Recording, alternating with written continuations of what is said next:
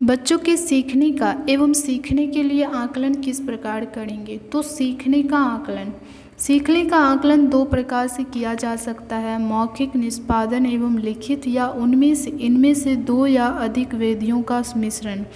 इसे सत्र के अंत में आयोजित किया जाता है। इस प्रकार के निर्धारण का प्रयोग करके हम विद्यार्थियों की योग्यता की जांच कर सकते हैं। अवधारणाओं, कॉन्सेप्ट्स, उनके अनुभवों का विश्लेषण एवं निष्पादन करवाकर जो उन्होंने शिक्षण सत्र में हासिल किए हैं, सीखने के निर्धारण के परिणाम को हर स्थान पर बच्चों के सीखने की बढ़त की जांच के लिए महत्वपूर्ण सूचक माना जाता है।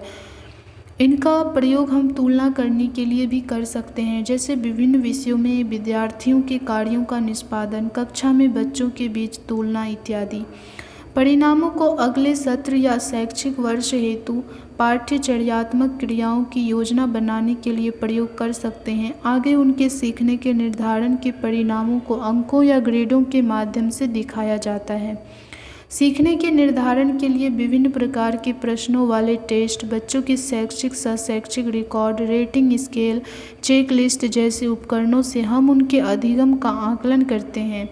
इस निर्धारण में विधियां हैं: अवलोकन, विद्यार्थियों के मौखिक एवं लिखित उत्तरों का विश्लेषण, विद्यार्थी के कार्यों का विश्लेषण, विद्यार्थियों के साथ चर्चा इत्यादि। सीखने के लिए आकलन तभी प्रभावशाली होता है जब उससे विशेष तौर पर विद्यार्थियों के सीखने में सुधार के लिए रूपांतरित किया जाता है। इसके लिए आकलन को समय समय पर अनौपचारिक रूप से भी करना होगा, न सिर्फ सत्र के अंत में बल्कि सत्र के दौरान भी सही समय पर उनका पुनः निवेशन भी करना होगा। इस प्रकार के आकलन को अधिगम हेतु आकलन या सीखने के लिए आकलन कहा जाता है। इसके दो चरण होते हैं, निदानात्मक निर्धारण तथा सृजनात्मक निर्धारण। निदानात्मक आकलन इसे किसी इकाई के अधिगम के शुरू होने से पहले यह जानने के लिए किया जाता है कि विद्यार्थियों को प्रकरण थीम के बारे में क्या पता है, क्या नहीं। इससे यह निर्धारित होता है कि बच्चे सीखने के किस स्तर पर हैं। उनके अधिगम स्तर के अनुसार फिर ऐसी विधियां अपनाई जाती है जिससे अधिगम स्तर में लगातार सुधार हो। दूसरा है सृजनात्मक आकलन। यह निर्धारण है जिसके द्वारा जब कक्षा में सृजनात्मक आकलन वह निर्धारण है जिसके द्वारा जब कक्षा में अधिगम की प्रक्रिया चल रही है और अध्ययन की एक इकाई पर आगे प्रगति कर रही है, तब आंकड़े एकत्र किए जाते हैं। बच्चों के ज्ञान तथा कौशलों को सुनिश्चित करने के लिए जिन्हें सीखने में रह गई कमियां शामिल होती है, सृजनात्मक आकलन के परिणामों को सीखने का मार्गदर्शन करने के लिए उपयोग किया जाता है, ताकि बच्चों की आवश्यकता अनुसार शिक्षण विधियों में बदलाव किया जा सके। सीखने के लिए आकलन की मुख्य विधियां या पद्धतियां हैं। पहला, लिखित तथा मौखिक परीक्षण, विद्यार्थियों के साथ अंतःक्रियाएं, दिए गए कार्य, बच्चों की क्रियाओं का अवलोकन आदि। बच्चों द्वारा अपने निष्पादन पर स्वयं का पुनर्विचार तथा औरों पर निर्णय, सहपाठियों द्वारा आकलन आदि। तो ये सारी सृजनात्मक आकलन है।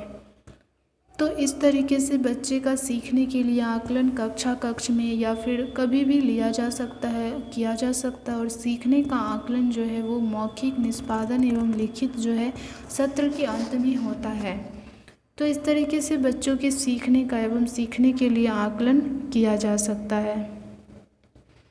नेक्स्ट क्वेश्चन है, सीखने का तथा सीखने के लिए आकलन की मुख्य विशेषताओं का उल्लेख करें, अथवा सीखने का तथा सीखने के लिए आकलन की मुख्य विशेषताओं का विश्लेषण करके बताएं कि कौन कौन सी आकलन पद्धति बच्चों के अधिगम उद्देश्यों की प्राप्ति में अधिक उपयोगी है और क्यों। तो सीखने का आकलन मुख्यतः विद्यार्थी के अधिगम के संज्ञानात्मक तथा क्रियात्मक पक्षों का आकलन करता है, लेकिन उनमें अधिगम के भावात्मक आयाम के आकलन की समुचित व्यवस्था नहीं होती है। साथ ही साथ इसमें पाठ्य सहगामी क्रियाओं के आकलन की भी उपेक्षा की जाती है। सीखने का आकलन परंपरागत परीक्षा पद्धति को बढ़ावा देता है, जिससे विद्यार्थियों में रटने की प्रवृत्ति और आकलन एवं मूल्यांकन के प्रति भय का अभाव बना रहता है। इनमें शैक्षणिक गतिविधियों में गुणात्मक सुधार के लिए आवश्यक प्रतिपुष्टि का समुचित अवसर उपलब्ध नहीं होता है। दूसरा, सीखने के लिए आकलन जो है इसमें अधिगम तथा आकलन की गतिविधियों के बीच अंतर संबंध सहसंबंध होता है, यानी आकलन सीखने की प्रक्रिया का हिस्सा होता है, क्योंकि आकलन द्वारा प्राप्त तथ्य या आंकड़े विद्यार्थियों की सीखने की युक्तियों और शैक्षणिक गतिविधियों में आवश्यक सुधार लाते हैं ताकि प्रत्येक विद्यार्थी प्रभावशाली ढंग से सीख सके। सीखने के लिए आकलन विद्यार्थी के सीखने और विकास का पूर्ण रूप से आकलन करता है, जिससे विद्यार्थियों के सीखने के संवर्धन तथा उनके विकास के लिए आवश्यक प्रतिपुष्टि नियमित रूप से प्राप्त होते हैं। साथ ही साथ उसमें विद्यार्थी के व्यक्तित्व के विभिन्न आयामों का आकलन भी सुनिश्चित होता है। यह विद्यार्थियों में परीक्षा के प्रति भय को कम कर देता है, क्योंकि उसमें उनकी रुचि तथा अभिक्षमता के अनुरूप वैकल्पिक आकलन की व्याख्या होती है और उनके विषय संबंधी अधिगम का आकलन पाठ्यक्रम के छोटे छोटे अंशों में किया जाता है। यह विद्यार्थियों में रटने की प्रवृत्ति के स्थान पर विचारशील चिंतन क्षमता का विकास करता है। इस प्रकार सीखने के लिए आकलन, सीखने का आकलन की अपेक्षा आकलन व मूल्यांकन की प्रक्रियाओं को लचीला बनाकर छात्रों की अधिगम क्षमता व स्तर का अधिक समुचित विकास करता है।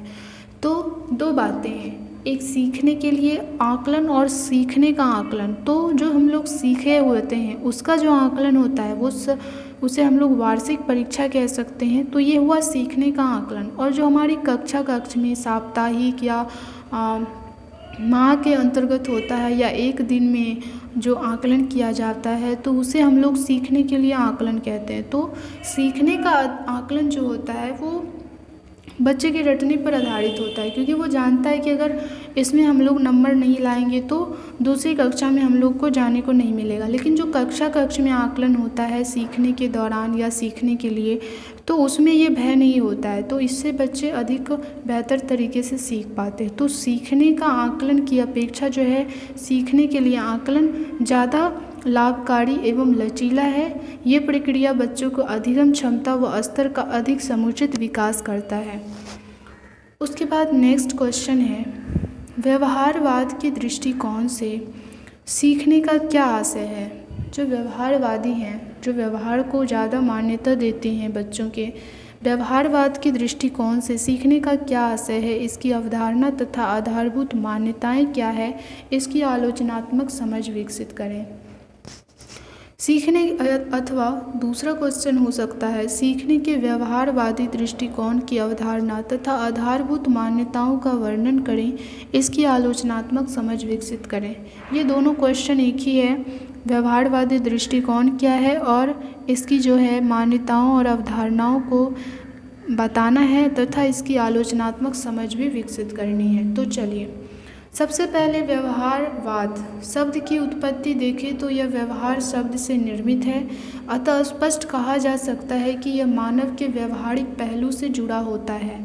मानव अपने व्यवहारों के माध्यम से जो संज्ञानात्मक विकास करता है वही अधिगम अर्थात सीखना कहलाता है। मनोविज्ञान में व्यवहारवाद बिहेवियरिज्म की शुरुआत 20वीं सदी के पहले दशक के जेवी वॉटसन द्वारा 1913 में जॉन हॉपकिंस विश्वविद्यालय में की गई। वॉटसन का कहना था कि किसी व्यक्ति का व्यवहार उसकी भीतरी और निजी अनुभूतियों पर आधारित नहीं होता, वह अपने माहौल से निर्देशित होता है।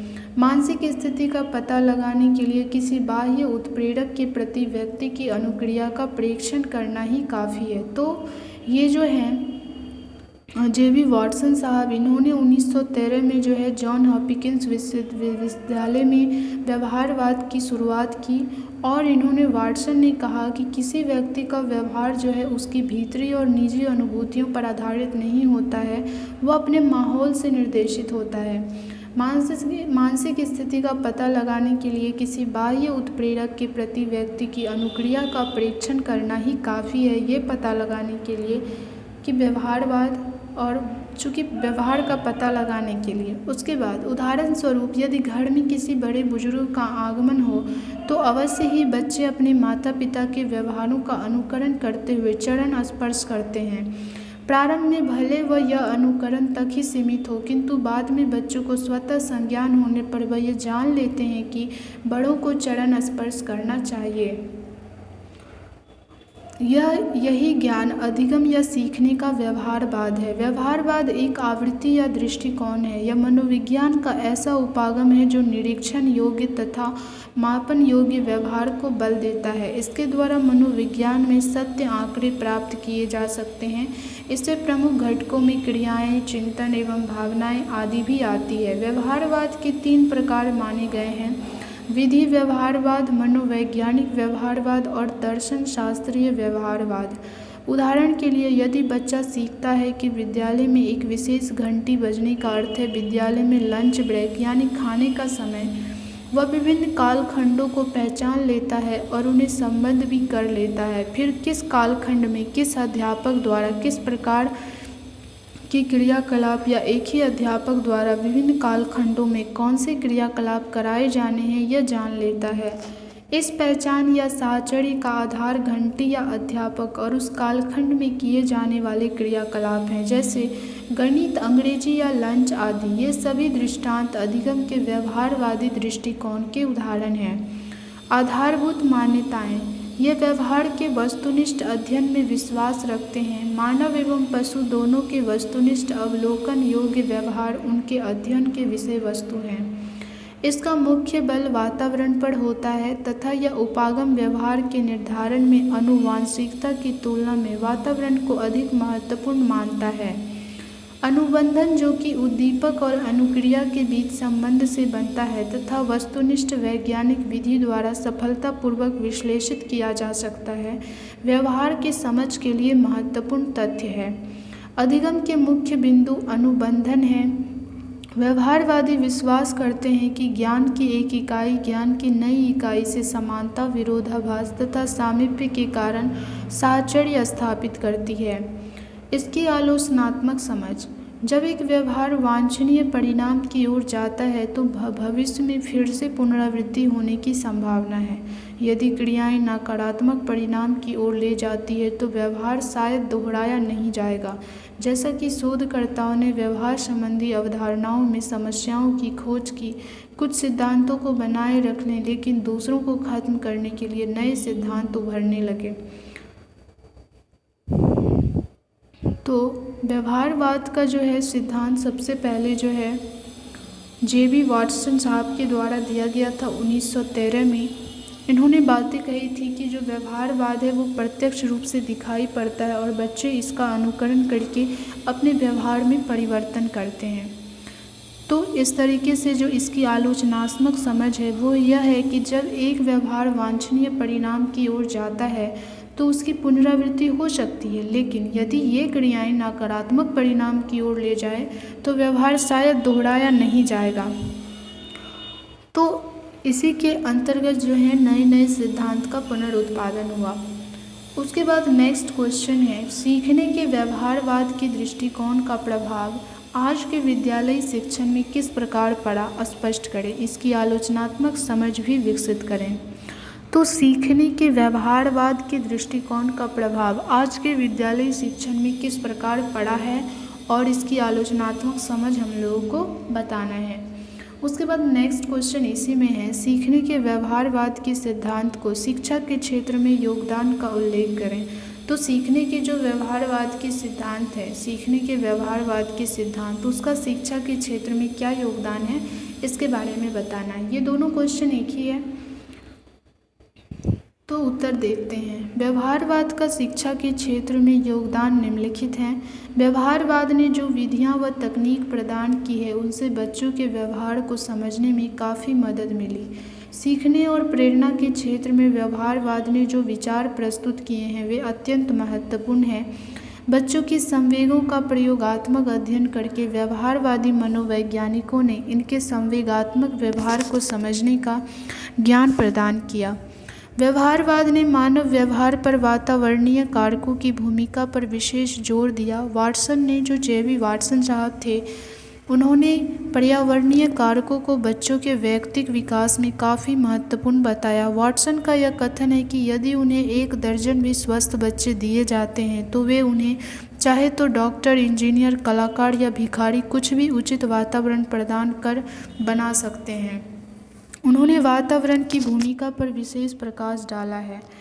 स्किनर द्वारा सीखने के लिए नई विधि कार्यक्रमित सीखना प्रोग्राम्ड लर्निंग दी गई। आधुनिक मनोवैज्ञानिकों ने इस विधि को अत्यंत महत्वपूर्ण माना है और अनेक तरह के पाठों को सिखाने में उन्हें सफलता भी मिली है। तो जो स्किनर साहब ने इसने भी जो है ये व्यवहारवाद पर ही आधारित अपने कार्यक्रमित सीखना प्रोग्राम्ड लर्निंग दी थी, जो कि है अत्यंत आधुनिक विधि है और अत्यंत महत्वपूर्ण है। इनके अनेक तरह के पाठों को सिखाने में उन्हें सफलता मिली। उसके बाद कुसमायोजित बालकों के समायोजन के लिए व्यवहारवाद द्वारा जो विधियां दी गई है वे अत्यंत महत्वपूर्ण है। व्यवहारवाद ने मानव व्यवहार को समझने के लिए पूर्ववर्ती समस्त वाद जो कि मानसिक प्रक्रियाओं पर बल देते थे के विवाद का अंत किया। तो जो भी प्रकृतिवाद, अस्तित्ववाद, प्रयोजनवाद सबके सिद्धांत थे और उसमें जो भी विवाद थे, तो व्यवहारवाद के आने से ये सारे विवाद खत्म हो गए। उसके बाद नेक्स्ट क्वेश्चन है, पावलोव के अनुक्रिया अनुबंध सिद्धांत के संदर्भ का विश्लेषण करें और आलोचनात्मक समझ बनाते हुए उसके शैक्षिक निहितार्थ की चर्चा करें। पावलोव मनोवैज्ञानिक है, इन्होंने अनुक्रिया अनुबंध सिद्धांत दिया है। तो चलिए उसका विश्लेषण करते हैं और इसके शैक्षिक निहितार्थ क्या हैं इसके बारे में आलोचनात्मक समझ विकसित करते हैं। इनका पूरा नाम है Ivan Petrovich Pavlov. Ivan Petrovich Pavlov, ये इनका जन्म हुआ था 26 सितंबर 1849 को और इनकी मृत्यु हुई 27 फरवरी 1936 को। ये एक रूसी फिजियोलॉजिस्ट थे। इस सिद्धांत का प्रतिपादन पावलोव ने 1904 ईस्वी में किया। तो अनुक्रिया अनुबंध सिद्धांत का जो प्रतिपादन है पावलोव ने 1904 ईस्वी में किया। पावलोव की अनुक्रिया अनुबंध सिद्धांत अनुक्रिया एवं अनुबंधन पर आधारित है। अनुबंधन वह प्रक्रिया है जिसमें एक प्रभावहीन उद्दीपन वस्तु या परिस्थिति इतनी प्रभावशाली हो जाती है कि वह छुपी हुई अनुक्रिया को प्रकट कर देती है। कुछ जन्मजात क्रियाएं जैसे सांस लेना, पाचन संस्थान, रुचिर संस्थान, रुधिर संस्थान, मनोवैज्ञानिक कहते हैं कि आदि स्वचालित क्रियाओं को कहा जाता है। कुछ मनोवैज्ञानिक क्रियाएं जैसे पलक झपकना, छींकना, लार आना आदि अनुबंध क्रियाएं भी कहलाती है। तो ये सारी अनुबंध क्रियाएं हो गई। और जो उद्दीपक है, अनुबंधन है, जैसे किसी चीज़ में बंध कर किसी कार्य का हो जाना या करना, ये अनुबंधन कहलाता है। अगर हमें आम भाषा में इसको परिभाषित करें तो और अनुबंधन क्रियाएं यही हो गई जो किसी के बंधन में रहकर करते हैं या फिर अपने शारीरिक बनावट की वजह से अगर हो जा रहा है, तो ये सारी अनुबंधन क्रियाएँ हैं। या उद्दीपक के प्रभावहीन उद्दीपक के कारण हो जा रहा है कुछ चीज़ें, तो ये सारी अनुबंधन के अंतर्गत आ जा रही है। उसके बाद पावलोव के प्रतिपादित सिद्धांत के मूल में यह तथ्य है कि अस्वाभाविक उद्दीपन के प्रति स्वाभाविक उद्दीपन के समान होने वाली अनुक्रिया शास्त्रीय अनुबंधन है। तो जैसे अस्वाभाविक है, जैसे हम लोग जान के कुछ कर रहे हैं तो ये अस्वाभाविक उद्दीपन हो गई, और प्रति स्वाभाविक उद्दीपन के समान होने वाली अनुक्रिया, जो अस्वाभाविक उद्दीपन होता है अगर वो स्वाभाविक उद्दीपन के समान होने लगे, अपने आप होने लगे, तो इसे हम लोग अनुक्रिया शास्त्रीय अनुबंधन कहते हैं। अनुक्रिया शास्त्रीय अनुबंधन यानी उद्दीपन अनुक्रिया के बीच साहचर्य स्थापित होना ही अनुबंधन है। जब मूल उद्दीपक के साथ दिया जाए और बार बार इसकी आवृत्ति की जाए तो ऐसी स्थिति उत्पन्न हो जाती है कि यदि मूल उद्दीपक को हटाकर उसके स्थान पर नया उद्दीपक प्रस्तुत किया जाए तो भी वही अनुक्रिया होती है जो मूल उद्दीपक के साथ होती थी। इसका कारण यह है कि अनुक्रिया उद्दीपक के संबंध हो जाती है। अपने सिद्धांत की दृष्टि के लिए पावलोव ने एक कुत्ते पर प्रयोग किया। उसने कुत्ते की लाड़ की ग्रंथि का ऑपरेशन किया और उस ग्रंथि का संबंध एक ट्यूब द्वारा एक कांच की बोतल से स्थापित किया जिसमें लाड़ को एकत्र किया जा सकता था। इस प्रयोग को पावलोव ने इस प्रकार किया कि कुत्ते को खाना दिया जाता था तो खाने को देखते ही कुत्ते के मुंह के लार आना प्रारंभ हो जाती थी। खाना देने के पूर्व घंटी बजाई जाती थी और घंटी के साथ ही खाना दिया जाता था। इस प्रक्रिया को कई बार दोहराया गया और उसके बाद घंटी बजाई गई लेकिन भोजन नहीं दिया गया। इस क्रिया के पश्चात भी कुत्ते के मुंह से घंटी बजाते ही लार आना प्रारंभ हो गया। यहाँ भोजन स्वाभाविक उद्दीपक है जिसे अनकंडीशनड स्टिमुलस या यूसीएस कहा गया। भोजन को देखते ही कुत्ते के मुंह में लार आना स्वाभाविक अनुक्रिया है जिसे अनकंडीशनड रिस्पॉन्स या यूसीआर कहा गया। तो उसके बाद जिसका अर्थ है अनुक्रिया किसी विशेष दिशा पर निर्भर नहीं करती बल्कि स्वाभाविक रूप से ही भोजन को देखकर आ जाती है। इसके पश्चात प्रयोग में भोजन ना देने पर घंटी की आवाज़ अस्वाभाविक उद्दीपन था और उस टाइम लार आना अस्वाभाविक अनुक्रिया है। इस सिद्धांत के शैक्षिक निहितार्थ के बारे में समझते हैं तो विद्यार्थियों में अच्छी आदतों का निर्माण करना। इसी प्रकार से हम बच्चों में अच्छी आदतों का निर्माण कर सकते हैं इन अनुबंध उद्दीपक प्रक्रिया के द्वारा, यूसीआर के द्वारा या फिर यूसीएस के द्वारा बच्चों की जो शैक्षिक क्रियाएं हैं उसमें भी परिवर्तन लाई जा सकती है और बच्चों में अच्छी आदतों का निर्माण किया जा सकता है। तो इसके क्या शैक्षिक निहितार्थ हैं उसके बारे में पढ़ते हैं। जैसे माता बच्चे को सुबह नींद से जगाती है तो बालक उठ जाता है। ये स्वाभाविक उद्दीपक से स्वाभाविक अनुक्रिया हुई। जब माता बालक को उठाने से पहले बल्ब जलाती है तो बाद में आवाज़ लगाती है। यह क्रिया ज़्यादा समय तक होती है तो बालक बल्ब जलते ही उठ जाएगा। इसका आशय है कि बालकों में अनेक अच्छी आदतें जैसे साफ सफाई, समय पर कार्य करना, आदर करना आदि इस विधि से सिखाई जा सकती है। अनुशासन की भावना का विकास भी इस प्रकार किया जा सकता है। इस प्रकार बालकों के व्यवहार को नियंत्रित किया जा सकता है। तो इस सिद्धांत जो पावलोव ने सिद्धांत दिया था अनुबंधन अनुक्रिया सिद्धांत यूसीआर यूसीएस, तो इसके अंतर्गत हम लोग बच्चों में अच्छी आदतों का विकास कर सकते हैं, उनके व्यवहार में जो है परिवर्तित कर सकते हैं, उनके व्यवहार को नियंत्रित किया जा सकता है।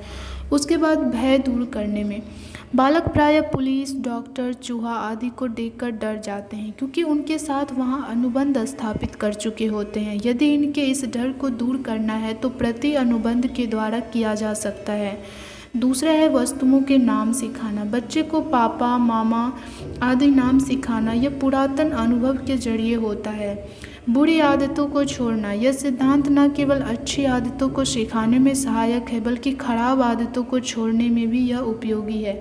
जिस प्रकार अनुबंधन द्वारा अधिगम किया जाता है उसी प्रकार अनुकूलन विधि द्वारा बुरी आदतों जैसे गाली देना, चोरी करना आदि को छोड़ा जा सकता है।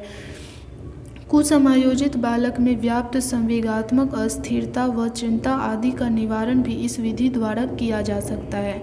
उसके बाद इसकी आलोचनात्मक समझ। पावलोव के सीखने के अनुक्रिया अनुबंधन सिद्धांत की शिक्षा जगत में अनेक दृष्टि से उपयोगिता है, परंतु कुछ मनोवैज्ञानिकों ने इस सिद्धांत की आलोचना भी की है जो इस प्रकार है। यह सिद्धांत मनुष्य को एक यंत्रवत बनाता है जो सत्य नहीं है। वास्तविकता यह है कि मनुष्य कोई मशीन नहीं है, उसमें विवेक, बुद्धि, चिंतन एवं तर्क करने की क्षमता है। अतः वह किसी भी कार्य को तर्क एवं चिंतन के आधार पर करता है। ऐसा नहीं है कि किसी दबाव में ही सारे कार्य मनुष्य करेंगे या जो अनुबंधन अनुक्रिया होगी उसके द्वारा वो करेंगे। उसमें अपना भी कुछ बुद्धि, चिंतन और विवेक होता है, तर्क होता है और वो इन चीज़ों को नकार भी सकता है। उसके बाद इस सिद्धांत के अनुसार प्रयोग करते समय उद्दीपन को बार बार दोहराया जाता है जिससे संबंधता बनी रहे। यदि कुछ समय तक उद्दीपन को प्रस्तुत नहीं किया जाता है तो उसमें भूल पड़ जाती है, अर्थात वह प्रभावहीन हो जाते हैं। इससे अर्थ यह निकलता है कि इस सिद्धांत द्वारा अधिगम अस्थायी नहीं होता, यह इस सिद्धांत की कमी है। मान चलिए अगर माँ लाइट बल्ब जलाकर बच्चे को जगाती है तो अगर कुछ दिन के बाद माँ ऐसे ही जगाने लगे या जगाए ही नहीं तो फिर बच्चा समझ जाएगा कि नहीं अब हमें उठना ही नहीं है, और फिर या तो बच्चा खुद उठ जाएगा या फिर उठेगा ही नहीं। वो समझ जाएगा कि बल्ब ऐसे ही जलता है, हमें उठना नहीं है। तो ये जो है सिद्धांत है ये अस्थायी नहीं है, सब दिन रहने वाली नहीं है, ये कुछ दिन के बाद ख़त्म भी हो जाती है। उसके बाद नेक्स्ट क्वेश्चन है स्किनर के सक्रिय अनुबंध सिद्धांत के संदर्भ का विश्लेषण करें। तो ये हम लोगों ने अभी जो पढ़ा ये था पावलोव के जो है अनुक्रिया अनुबंध सिद्धांत। पावलोव ने अनुक्रिया अनुबंध सिद्धांत दिया था। अब हम लोग पढ़ेंगे स्किनर के सक्रिय अनुबंध सिद्धांत। एक तो था अनुक्रिया अनुबंध सिद्धांत, अब है सक्रिय अनुबंध सिद्धांत। इसके बारे में पढ़ेंगे कि इंस्ट्रूमेंटल कंडीशनिंग थ्योरी क्या है जो स्किनर साहब ने दिया है। इसकी आलोचनात्मक समझ बनाएंगे और इसके शैक्षिक निहितार्थ की चर्चा करेंगे। तो इसका पूरा नाम है बुर्र फ्रेडरिक स्किनर। बुर्र फ्रेडरिक स्किनर, जो आमतौर पर बीएफ स्किनर के नाम से जाने जाते हैं। तो इन्हें शॉर्टकट में बीएफ स्किनर कहते हैं। और ये एक अमेरिकी मनोवैज्ञानी हैं। ये व्यवहारवादी लेखक, आविष्कारक और सामाजिक दार्शनिक थे। इस सिद्धांत का मुख्य आधार थॉर्नडाइक द्वारा प्रतिपादित प्रभाव का नियम था। तो उसी में इन्होंने सुधार करके स्किनर के सक्रिय अनुबंध सिद्धांत को दिया। जो थॉर्नडाइक और एक मनोवैज्ञानिक है, उन्होंने जो प्रतिपादित किया था प्रभाव का नियम, इसी के आधार पर स्किनर ने जो है सक्रिय अनुबंध सिद्धांत को प्रतिपादित किया। और इसके अनुसार यदि किसी अनुक्रिया या व्यवहार के बाद संतोष या आनंद की अनुभूति होती है तो प्राणी उस व्यवहार को दोहराना चाहता है। मान चलिए अगर माँ लाइट बल्ब कर देती और लाइट जला देती है, तो इस तरीके से अगर बच्चे उसमें रुचि लेने लगते हैं तो वो बार बार लाइट जलाने पर उठ जाया करेंगे और तो उसे दोहराना चाहेंगे। इसके विपरीत यदि किसी अनुक्रिया के पश्चात असंतोष या दुख का अनुभव होता है तो प्राणी उस व्यवहार को दोहराना नहीं चाहता। मान चलिए अगर बच्चे की नींदें खराब हो रही है, वो बल्ब जलाने पर रूठ जा रहा है, उसमें क्रूरता आ रही है, तो वो फिर ये व्यवहार को दोहराना नहीं चाहेगा। इस प्रकार ऐसे व्यवहार में उत्तेजक एवं अनुक्रिया का बंधन S&R बॉन्ड कमजोर हो जाता है। यही नियम स्किनर की क्रिया प्रसूत अनुबंध का आधार है। तो स्किनर ने अधिगम के क्षेत्र में अनेक प्रयोग करते हुए यह निष्कर्ष निकाला कि अभिप्रेरणा से उत्पन्न क्रियाशीलता ही सीखने के लिए उत्तरदायी है। उन्होंने 2 प्रकार की क्रियाओं पर प्रकाश डाला, क्रिया प्रसूत एवं उद्दीपन प्रसूत। जो क्रियाएं उद्दीपन के द्वारा होती है वे उद्दीपन आधारित होती है। क्रिया प्रसूत का संबंध किसी ज्ञात उद्दीपन से न होकर उत्तेजना से होता है। स्किनर ने अपना प्रयोग चूहों पर किया। उन्होंने लीवर वाला बॉक्स स्किनर बॉक्स बनवाया। लीवर व चूहे का पैर देखते ही खट की आवाज़ देती थी। इस ध्वनि को सुन चूहा आगे बढ़ता और उस प्याले में भोजन मिलता। यह भोजन चूहे के लिए प्रबलन का कार्य करता। चूहा भूखा होने पर प्रणोदित होता और लीवर को दबाता। एक बार चूहा लीवर को दबाया तो उसमें जो है आवाज़ हुई और चूहे को भोजन मिल गया। तो अब चूहे क्या करेगा, उस भोजन को फिर पाने के लिए वो फिर जो है लीवर को दबाएगा ताकि उसे भोजन मिले। तो इन प्रयोगों में जब प्राणी स्वयं कोई वांछित व्यवहार करता है तो व्यवहार के परिणाम स्वरूप उसे पुरस्कार प्राप्त होता है। अन्य व्यवहारों के करने पर उसे सफलता प्राप्त नहीं होती। वह पुरस्कृत व्यवहार आसानी से सीख लेता है। तो जिस व्यवहार से उसे पुरस्कार मिला या प्रशंसा मिली तो वो उसे फिर दोहराना चाहेगा, और जिससे उसे जो है निंदा मिली तो उसे वो करना नहीं चाहेगा, क्योंकि इससे जो उसका मनोबल भी टूट सकता है। तो उस क्रिया में है जो अच्छी जो क्रिया है उसको वो दोहराना चाहेगा, उस शक्ति में वृद्धि करना चाहता है। तो निष्कर्ष यह है कि यदि क्रिया के बाद कोई बल प्रदान करने वाला उद्दीपन मिलता है तो उस क्रिया की शक्ति में वृद्धि होती है। स्किनर के मत में प्रत्येक पुनर्वलन अनुक्रिया को करने के लिए प्रेरित करता है। अब इस सिद्धांत की क्या शैक्षिक निहितार्थ है, इसके बारे में जानते हैं। इसका प्रयोग बालकों के शब्द भंडार में वृद्धि करने के लिए किया जाता है। शिक्षक द्वारा सिद्धांत के द्वारा सीखे जाने वाले व्यवहार को स्वरूप प्रदान करता है। वह उद्दीपन पर नियंत्रण करके वांछित व्यवहार का सृजन कर सकते हैं। इस सिद्धांत में सीखी जाने वाली क्रिया को छोटे छोटे पदों में विभाजित किया जाता है। शिक्षा में इस विधि का प्रयोग करके सीखने में गति और सफलता दोनों मिलती है। स्किनर का मत है कि जब भी कार्य में सफलता मिलती है तो संतोष प्राप्त होता है। यह संतोष क्रिया को बल प्रदान करता है। इसमें पुनर्बलन को बल मिलता है। आधिकारिक अभ्यास द्वारा की क्रिया को बल मिलता है। यह सिद्धांत जटिल व्यवहार वाले तथा मानसिक रोगियों को वांछित व्यवहार के सीखने में विशेष रूप से सहायक होता है। दैनिक व्यवहार में हम इस सिद्धांत का बहुत प्रयोग करते हैं। स्किनर द्वारा इस सिद्धांत में पुनर्बलन से क्रियाओं को जोड़ने पर बल दिया गया है। उनका मानना था कि पुनर्बलन चाहे सकारात्मक दिया जाए या नकारात्मक, परंतु देना चाहिए, क्योंकि विलंब करने से उसका प्रभाव कम हो जाता है। शिक्षण प्रक्रिया में पुरस्कार एवं दंड भी अधिगम के इसी सिद्धांत का अनुसरण करती है। अभिप्रेरणा, इस सिद्धांत के अनुप्रयोग से पुनर्बल का प्रयोग करके छात्रों को अभिप्रेरित किया जा सकता है, क्योंकि अनुक्रिया की उपयुक्तता और कार्य की सफलता अभिप्रेरणा के अच्छे स्रोत हैं। अब इसकी आलोचनात्मक समझ क्या है, इसे भी समझ लेते हैं। अपने तमाम खूबियों के बावजूद कुछ मनोवैज्ञानिकों ने इस सिद्धांत की आलोचना की है, जो इस प्रकार है। इस सिद्धांत का प्रतिपादन पशु एवं पक्षियों पर किए गए प्रयोगों के निष्कर्षों के आधार पर किया गया, अतः यह मनुष्यों के सीखने की प्रक्रिया की ठीक प्रकार से व्याख्या नहीं करता।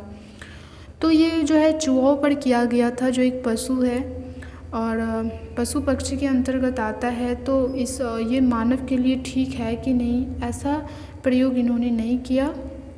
तो ये जो है मनुष्य के लिए ठीक प्रकार से व्याख्या नहीं करता है। उसके बाद दूसरा इसमें कहा गया है कि यह सिद्धांत उच्च मानसिक क्षमता वाले व्यक्तियों पर लागू नहीं होता। ये इस सिद्धांत के अनुसार पुनर्बल सतत होना आवश्यक है। पुनर्बल के अभाव में सीखने की प्रक्रिया मंद हो जाती है। इस सिद्धांत द्वारा सीखना यंत्रवत होता है, इसमें बुद्धि का महत्व नहीं है। तो ये भी एक तरीके से यंत्रवत हो गया कि दबाव डाल के या फिर प्रशंसा किया जाता है तो ही, या निंदा किया जाता है तो ही। हो सकता है निंदा करने के बाद बच्चों पर इसका बुरा असर भी पड़े, हो सकता है वो पुनर्बल के द्वारा इसका दूसरा मतलब भी समझ ले, तो ऐसा हो सकता है। इसमें बुद्धि का महत्व नहीं रखा गया है। तो ये इसकी आलोचनात्मक समझ है। उसके बाद नेक्स्ट क्वेश्चन है, सूचना प्रसंस्करण मॉडल के अनुसार सीखने की प्रक्रिया क्या है? सूचना प्रसंस्करण मॉडल के अनुसार सीखने की प्रक्रिया क्या है, व्याख्या करें तथा उसकी आलोचनात्मक समझ विकसित करें। तो सीखने के सूचना प्रसंस्करण मॉडल या सिद्धांत का विश्लेषण करें तथा उसकी आलोचनात्मक समझ विकसित करें। तो चलिए इसका उत्तर देखते हैं। सीखने के मॉडल का यह सेट बताता है कि हमारा दिमाग माध्यम से जानकारी को कैप्चर, ऑपरेट और प्रोड्यूस करता है। प्रसंस्करण के विभिन्न स्तरों के माध्यम से उसके साथ काम करता है, यहाँ तक कि विभिन्न जागृत स्मृति प्रक्रियाओं पर निर्भर करता है। सूचना प्रसंस्करण मॉडल उन तरीकों का पता लगाता है जिससे कोई व्यक्ति सूचना से काम लेता है और इसका निरीक्षण करता है तथा सूचना के बारे में रणनीतियों को बनाता है। यह वर्णन करता है कि बच्चों की चिंतन प्रक्रिया बचपन और किशोरावस्था में कैसे विकसित होती है।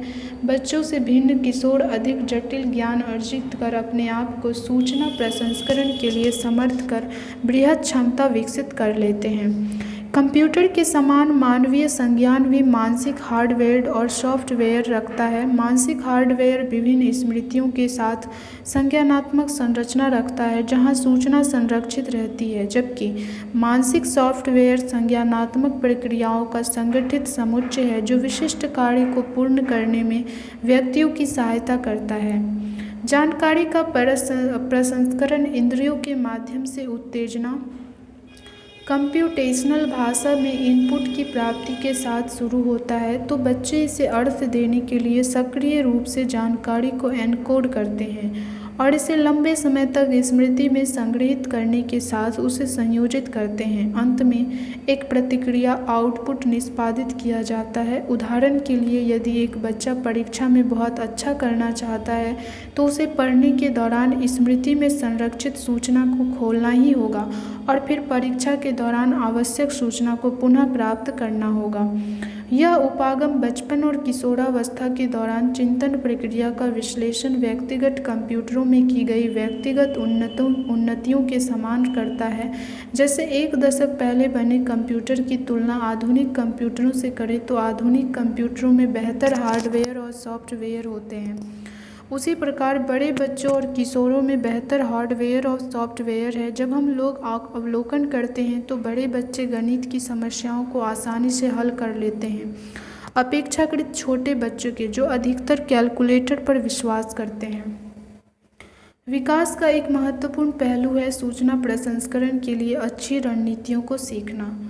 अब इसकी आलोचनात्मक समझ। तो सूचना प्रसंस्करण यही कि हम जो भी दिमाग में सूचनाओं को ग्रहण करते हैं या सूचनाओं को संयोजित करके रखते हैं, उसका प्रयोग करते हैं, तो ये सारी चीज़ें हैं सूचना प्रसंस्करण के अंतर्गत, सूचना प्रसंस्करण की प्रक्रिया के अंतर्गत आती है।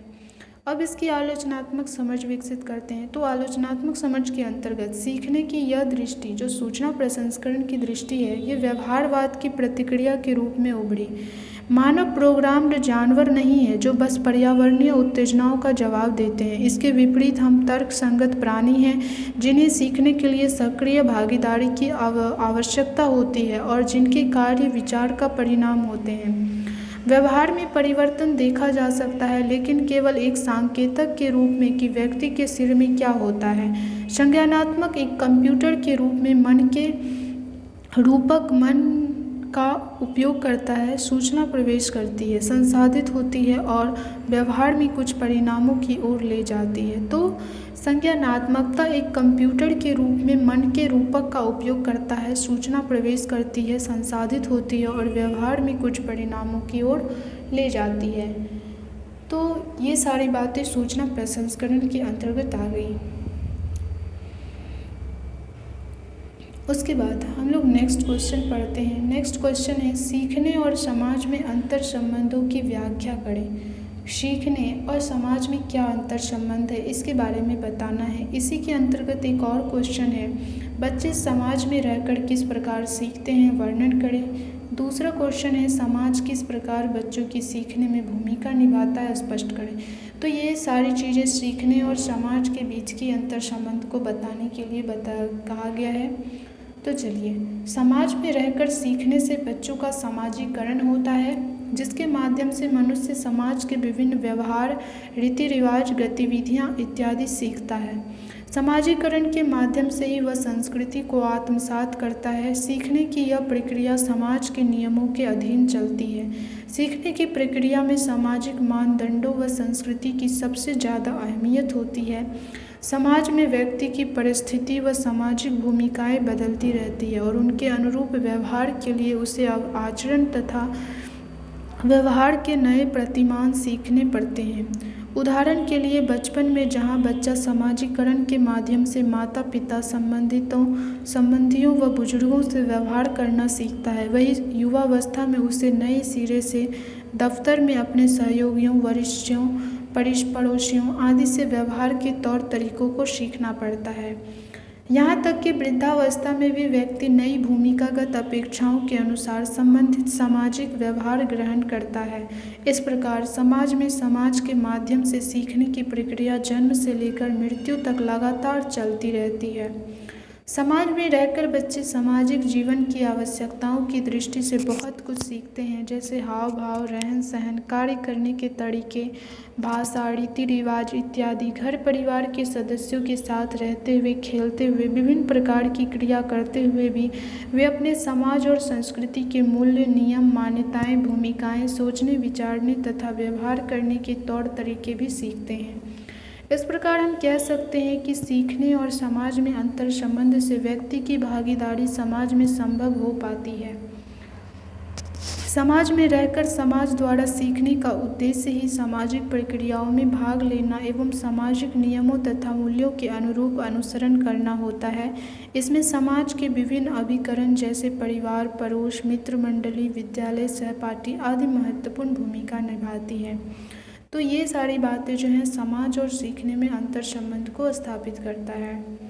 उसके बाद नेक्स्ट क्वेश्चन है, सामाजिक अधिगम से आप क्या समझते हैं। बंडूरा के सामाजिक अधिगम सिद्धांत की व्याख्या करें व इसके शैक्षिक निहितार्थ की चर्चा करें।